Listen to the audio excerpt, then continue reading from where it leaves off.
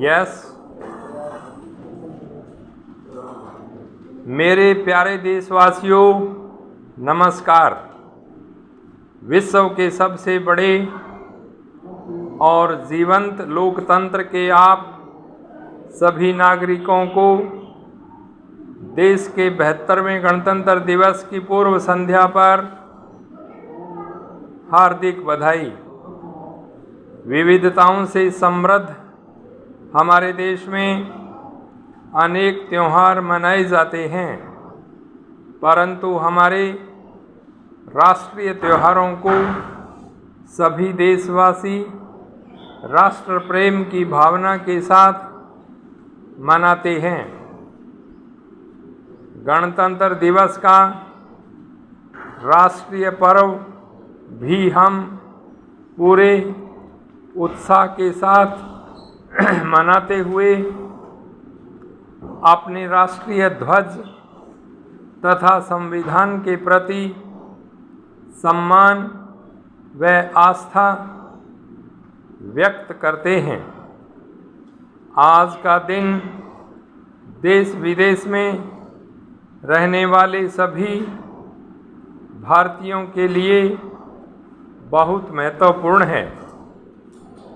आज ही के दिन 71 वर्ष पहले हम भारत के लोगों ने अपने संविधान को अंगीकृत, अधिनियमित और आत्मार्पित किया था।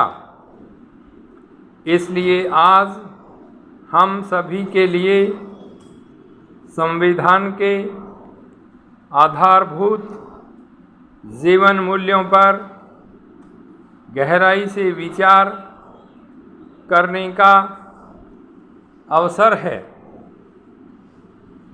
संविधान की उद्देशिका में रेखांकित न्याय, स्वतंत्रता, समता या बंधुता के जीवन मूल्य हम सब के लिए पुनीत आदर्श हैं।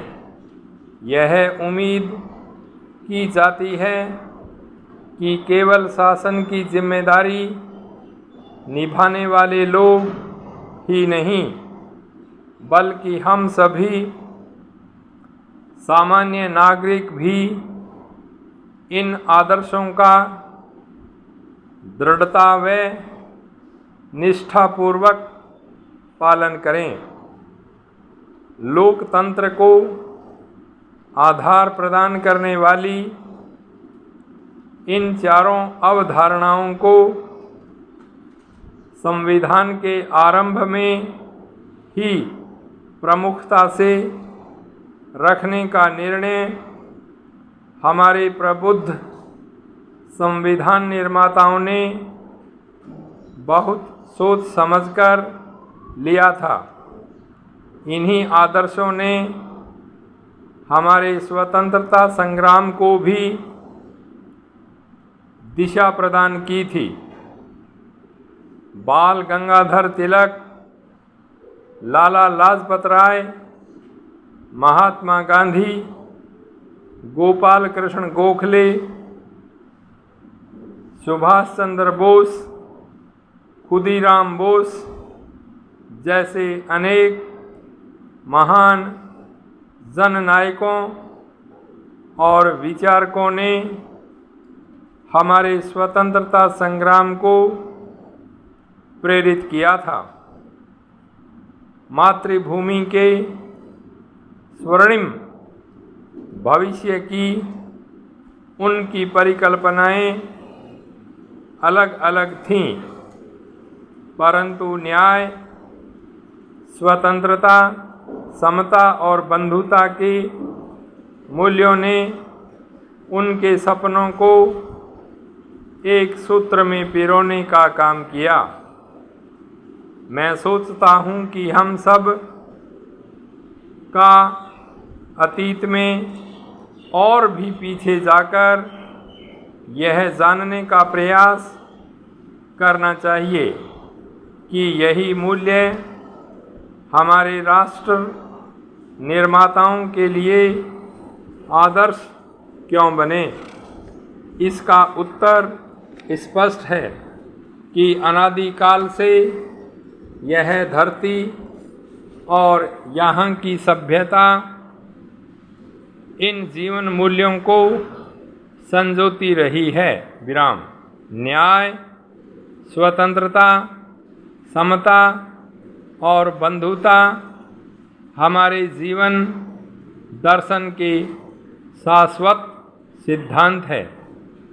इनका अनवरत प्रवाह हमारी सभ्यता के आरंभ से ही हम सब के जीवन को समृद्ध करता रहा है। हर नई पीढ़ी का यह दायित्व है कि समय के अनुरूप इन मूल्यों की सार्थकता स्थापित करे। हमारे स्वतंत्रता सेनानियों ने यह दायित्व अपने समय में बखूबी निभाया था। उसी प्रकार आज के संदर्भ में हमें भी उन मूल्यों को सार्थक और उपयोगी बनाना है। इन्हीं सिद्धांतों से आलोकित पथ पर हमारी विकास यात्रा को निरंतर आगे बढ़ते रहना चाहिए। मेरे प्यारे देशवासियों, इतनी विशाल आबादी वाले हमारे देश को खाद्यान्न एवं डेयरी उत्पादों में आत्मनिर्भर बनाने वाले हमारे किसान भाई बहनों का सभी देशवासी हृदय से अभिनंदन करते हैं। विपरीत प्राकृतिक परिस्थितियों, अनेक चुनौतियों और कोविड की आपदा के बावजूद हमारे किसान भाई बहनों ने कृषि उत्पादन में कोई कमी नहीं आने दी। यह कृतज्ञ देश हमारे अन्नदाता किसानों के कल्याण के लिए पूर्णतया प्रतिबद्ध है। जिस प्रकार हमारे परिश्रमी किसान देश की खाद्य सुरक्षा को सुनिश्चित करने में सफल रहे हैं, उसी तरह हमारी सेनाओं के बहादुर जवान कठोरतम परिस्थितियों में देश की सीमाओं की सुरक्षा करते रहे हैं।